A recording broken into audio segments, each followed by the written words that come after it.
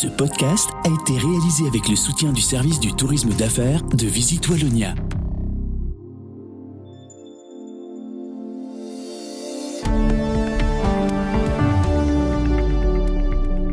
Vous écoutez Z sur 7, le podcast quotidien de Transcanal Z. Nous sommes le 15 février. Votre podcast aujourd'hui est écrit par Léo Rochet et animé par Jean-Pascal Ledoux. Bonjour à toutes et tous. Aujourd'hui à la une de votre podcast, la réforme des primes d'énergie est entrée en vigueur avec des changements qui ne ravissent pas tous les secteurs. Il y a un message qui est en train de tourner qui est de dire on supprime les primes, ce n'est pas vrai, il y a un maintien du prime, certes moins intéressant. Le salon Batibo ouvre ses portes aujourd'hui, l'occasion de donner de la visibilité au secteur de la construction et de la rénovation qui en ont bien besoin. Ça fait plusieurs années en effet que le secteur de la construction est en difficulté. Restez à l'écoute pour votre plein d'analyses quotidiennes.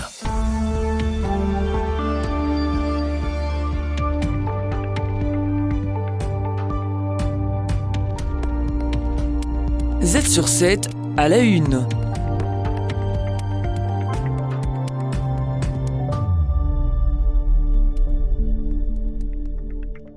La réforme des primes d'énergie est entrée en vigueur.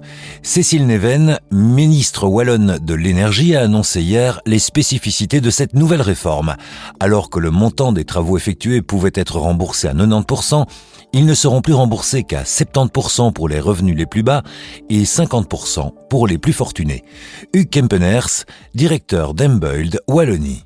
Il y a un message qui est en train de tourner qui est de dire on supprime les primes, ce n'est pas vrai, il y a un maintien du prime, certes moins intéressant, on a 60% de réduction du montant des primes en région wallonne, mais saluons le fait qu'il reste un régime de primes transitoire avec une vision d'ici octobre 2026 d'avoir un système qui soit un système périn dans le temps. Les entrepreneurs wallons ont reçu de nombreux appels de clients voulant régler rapidement leurs devis et factures pour profiter de l'ancien régime de primes, avant une période difficile pour les PME. Pour le secteur et pour les petits entrepreneurs, on s'attend à ce qu'il y ait un impact une fois que le régime transitoire, ou en tout cas une fois que les personnes qui ont payé les 20% d'avance auront passé les carnets de commandes. Donc on verra à terme l'impact qu'il y aura dans le secteur. Maintenant, soulignons aussi que le gouvernement annonce octobre 2026 un nouveau régime de primes. Selon Cécile Neven, le budget de l'énergie a explosé à cause des primes sous la précédente législature.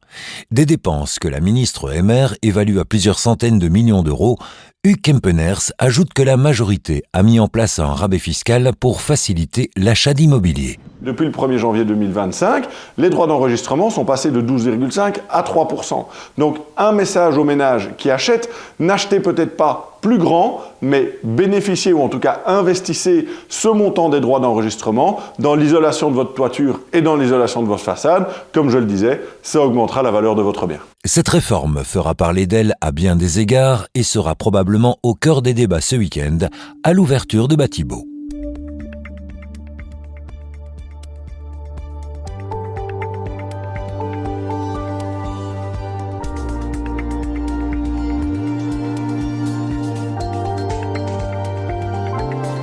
Z sur 7 à la une. La 66e édition de Batibo débute aujourd'hui. Entre 2006 et 2023, le salon a perdu plus de la moitié de ses visiteurs. Le secteur de la construction traverse une période compliquée et la réforme des primes énergie annoncée jeudi accentue ses difficultés.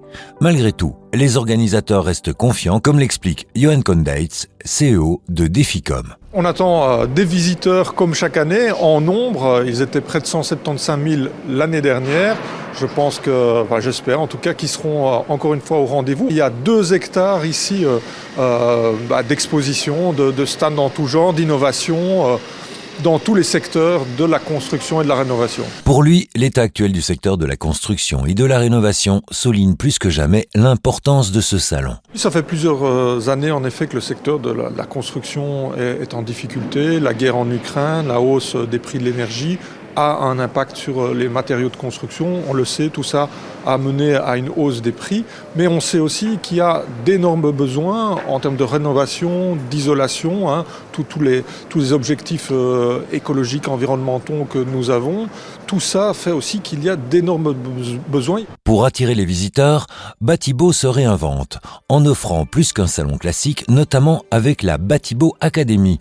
Johan Condeys, pour terminer. Le visiteur va avoir un lieu où vont se succéder des experts, des spécialistes qui sont totalement indépendants, qui vont venir livrer de l'information, comment négocier un crédit hypothécaire par exemple, ou quel type de meuble choisir, quel isolant choisir, enfin tout ce qui peut concerner le logement, la construction, la rénovation pendant les 9 jours de Batibo. Cette année, l'accent sera mis sur les logements abordables et les innovations en matière d'habitation. Le salon se tient jusqu'au 23 février.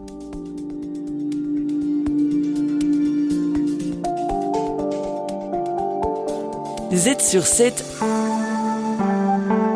à la une.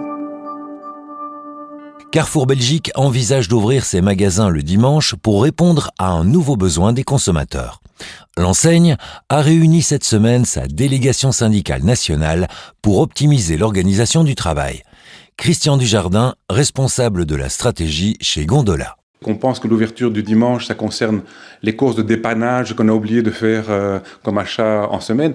En fait, les courses de dimanche, aujourd'hui, c'est des gros caddies. On fait son gros supermarché le dimanche parce que c'est le moment où ça convient le mieux finalement. Le nouveau gouvernement veut permettre l'ouverture des magasins 7 jours sur 7, réservés précédemment aux franchisés, pour contrer la concurrence de l'e-commerce et des achats transfrontaliers.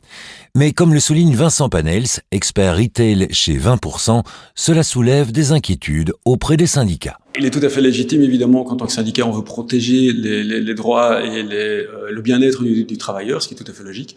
Maintenant, dans l'autre sens, c'est tout à fait aussi logique de la part des retailers qui sont en train de mettre cette question sur la table, d'être plus flexibles eux-mêmes dans justement leur compensation du point de vue horaire, du point de vue salaire ou prime et tutti quanti. On parle toujours d'ouvrir le dimanche, mais pas d'une obligation d'ouvrir le dimanche. Donc, est-ce que ça a un sens d'ouvrir son magasin du dimanche dans sa zone d'achalandise, oui ou non? Les enseignes auront le choix d'ouvrir ou non le dimanche, mais comme l'explique Christian Dujardin, la demande de la clientèle ne fait qu'augmenter. Le trend fondamental au niveau de l'ouverture du dimanche, c'est que ça représentait en valeur en 2022 47% du marché, et en 2024, les estimations, c'est que ça a représenté presque 55% du marché du commerce en Belgique.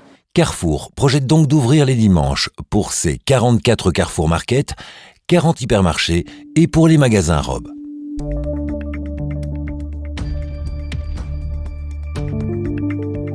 Z sur 7, le regard d'Hamid. Hamid Faljaoui, rédacteur en chef de Trends Tendance, décrypte le fait économique de la semaine. La conférence de Munich sur la sécurité a ouvert ses portes hier. Un événement crucial pour la diplomatie, lors duquel Ursula von der Leyen a souligné l'importance de renforcer la solidarité transatlantique, la défense européenne et de soutenir l'Ukraine en accélérant son adhésion. Now is the time to move mountains in the European Union.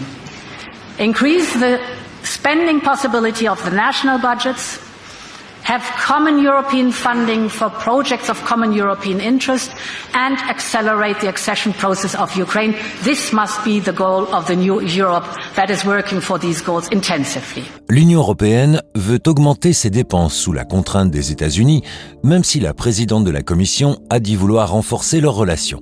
De son côté, Donald Trump s'est entretenu directement avec Vladimir Poutine sur le sort de l'Ukraine sans passer par l'Europe. Alors, de notre côté, que doit-on en penser ? On doit en penser que du mal, parce que là, on parle même presque de trahison dans le sens où il a parlé directement, je parle de Donald Trump, directement avec son homologue président russe pendant 1h30, et ce n'est qu'après sa conversation qu'il a un petit peu, en quelques minutes, tenu au courant le président ukrainien, sans même parler du fait qu'il est passé au-dessus de la tête de toutes les capitales européennes. Donc on a vraiment l'impression qu'on est vassalisé par rapport aux États-Unis. Donc ça, c'est très embêtant. Et en plus, on dit toujours que Donald Trump est un très très grand négociateur, l'auteur de ce livre Art of the Deal. Et là, il n'a même pas commencé à négocier, qu'il donne déjà des cadeaux, notamment le fait que, évidemment, l'Ukraine n'entrerait pas à l'OTAN. Jusqu'à présent, ce qu'on avait dit, c'est qu'il y aurait un report de son entrée. Là, clairement, il ferme la porte. Donc c'est quand même un cadeau cadeau magnifique qu'il donne à notre ami Poutine. Ensuite, il y a le fait, et ça c'est son ministre de la Défense qui disait, soyez réalistes, on ne va pas revenir aux frontières d'avant 2014, qui revient à entériner donc en fait l'annexion de la Crimée.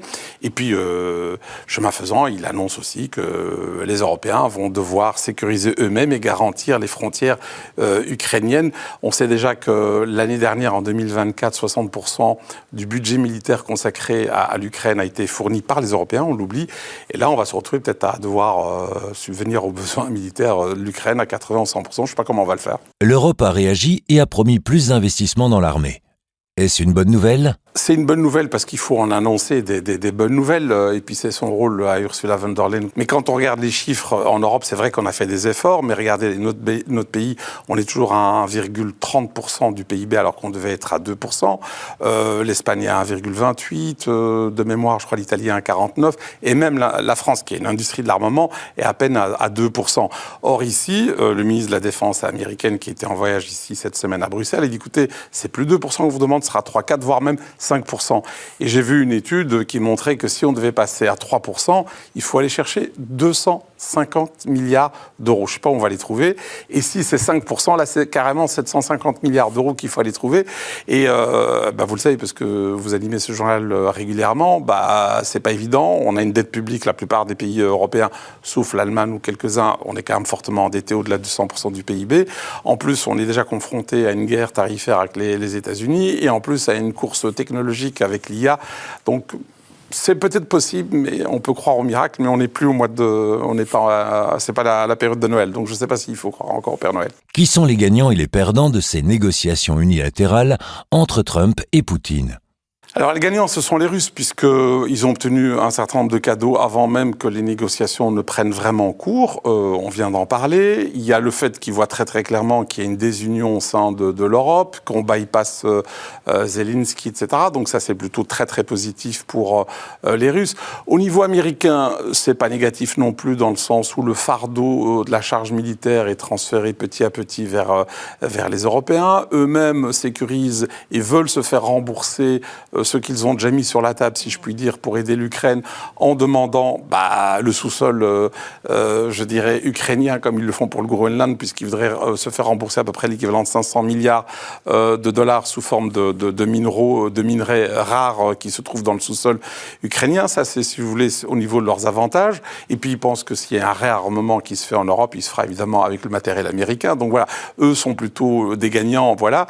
Alors, au niveau des perdants, c'est l'Ukraine qui est bypassée, qui est trahi pour la deuxième fois, parce qu'en 1994, du temps de l'Union soviétique, on lui a demandé de désarmer et donc d'abandonner ses armes nucléaires, ce qu'elle a fait en contrepartie d'une garantie, d'une sécurisation de son territoire. On voit que c'est pas du tout le cas.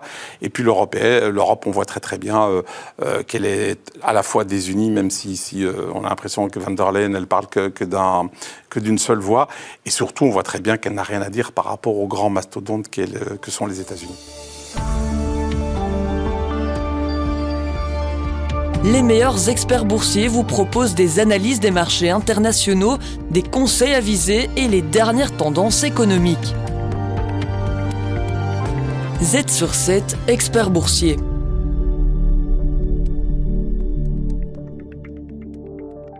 Pour terminer cet épisode, Philippe Évrard, conseiller en investissement chez Belfius, donne son analyse sur les résultats de la bourse de cette semaine et des événements qui ont chamboulé les marchés. Alors si on regarde sur la semaine, on a le Standard & Poor's qui a progressé, la bourse n'est pas encore clôturée, mais de 1,20%. L'Europe fait mieux, donc le Stoxx 600 a fait 1,6% sur la semaine. Et en fait, c'est une constante depuis le début de l'année. Donc on a l'Europe qui a progressé de plus de 8% à un niveau boursier, alors que les États-Unis ont fait moitié moins avec 4%. Une situation que l'on peut attribuer à des éléments structurels, mais pas seulement. Si on regarde l'indice Citi Economic Surprise, qu'est-ce qu'on voit? C'est qu'ici, début février, la tendance est inversée. Donc les données macroéconomiques sont un peu meilleures en Europe par rapport aux États-Unis qui sont à la traîne. Attention, quand on regarde le niveau de cet indice, c'est pas non plus foufou. On voit que quelques mois avant, on était à des valeurs qui valaient 40, 50. Donc on est proche de la limite des zéros. Mais en tout cas, voilà, c'est déjà une bonne nouvelle. L'Europe commence à faire mieux au niveau des macroéconomies. Alors maintenant, si on regarde d'autres critères, comme par exemple l'évolution des taux, les taux directeurs, on en parle très souvent, donc l'action des banques centrales, on sait qu'aux États-Unis, ça risque de ramer pendant toute l'année 2025, voire 2026, donc un taux directeur qui ne devrait pas diminuer, donc qui ne va pas soutenir les bourses. Par contre, en Europe, on a quasiment la certitude que les taux vont continuer à baisser, ce qui va soutenir l'activité boursière. Au niveau politique, comme l'explique Philippe Évrard, la situation reste très incertaine. Quand on regarde ce qui va se passer en Allemagne, donc il y a des élections bientôt, donc pas mal d'incertitudes générées. La France incertitude, ça devient un peu des mots qui vont très très bien en ensemble. Alors que les bourses et allemandes et françaises tutoient les sommets, elles ont quasiment dépassé leur niveau, leur plus haut historique. Donc il y a quelque chose d'assez incompréhensible qui se passe. Quand on regarde l'actualité au niveau européen, on voit le drapeau ici derrière vous. Donc l'Union européenne se donne une trajectoire avec le projet Draghi. Mais par contre, on va rentrer dans les discussions du budget. Là, ça va être beaucoup plus compliqué. On sait qu'on a 4 États qui sont plutôt donc orthodoxes, les 4 pays frugaux, dont l'Autriche, dont les Pays-Bas. Et il se susurre que la Belgique deviendrait un 5e État frugal. Donc là, on n'est pas trop rassuré. Par contre, aux États-Unis, on connaît le chemin. On sait que Donald Trump adore son arme de négociation massive, c'est-à-dire les droits de douane. Et pourtant, une étude est sortie aujourd'hui de Canriam et qui montre qu'en fait, pour l'Europe, il y aura peut-être un impact un peu limité. Avec des marchés qui réagissent très fort aux annonces d'effets de douane. Les marchés sont très émotifs par rapport à toutes les données, par rapport à tous les tweets de Donald Trump, alors que si on regarde les faits, donc je viens d'en parler, il y a une étude de Canrem qui est sortie ce jour, qui montre que le taux moyen des droits de douane avec tous les pays est de 3,5%. Si on remonte il y a un siècle quasiment, on était à 15-20%. Et pendant les années Reagan, on était lors de 4%. Si on la compare maintenant avec les niveaux d'importation, donc le Mexique et le Canada, c'est 50% de leur PIB qui est transféré vers les États-Unis, tandis qu'en Europe, on est à 4%. C'est pas grand-chose. Donc, est-ce qu'il faut vraiment s'alarmer de futurs droits de douane ? Je pense qu'il faut, en tout cas, raison garder. Il faut voir ce que l'avenir nous dira. C'est tout pour aujourd'hui. Vous pouvez regarder les Z-News de ce soir. Et Jean-Pascal, à quoi peut-on s'attendre dans le podcast de demain ? Demain, Hamid Faljaoui reçoit Alain Minck, essayiste, écrivain, économiste, pour parler de la place de l'intelligence artificielle dans les différents pays.